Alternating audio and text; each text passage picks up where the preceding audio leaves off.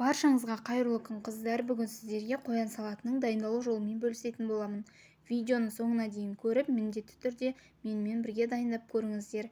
Ең алдымен ол үшін бізге керекті заттар: тауықтың еті, жұмыртқа, сәбіз және картоп. Барлығын пісіріп, теркадан өткізіп аламыз.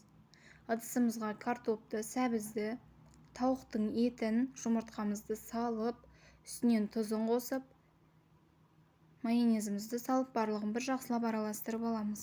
Менің каналымда шығып отыратын жаңа рецептерді жоғалтып алмас үшін міндетті түрде менің каналыма тіркеліп, қоңырауша белгісін қосып қоюды ұмытпаңыздар. Барлығын жақсылап араластырып болғаннан кейін осылай тарелкамызға домалақ пішінге келтіріп қойып шығатын боламыз. Барлығын осылай жақсылап жаймалап шығып, қоянның пішініне келтіреміз. Енді құлағын жасайтын боламыз. Барлығы видеода толықтай түсіндірілген, көрсетілгендей етіп дайындап шығасыздар. Осылай барлығын жақсылап жасап шыққаннан кейін бетіне сырды теркадан өткізіп, барлық жеріне жететіндей етіп жаймалап шығамыз.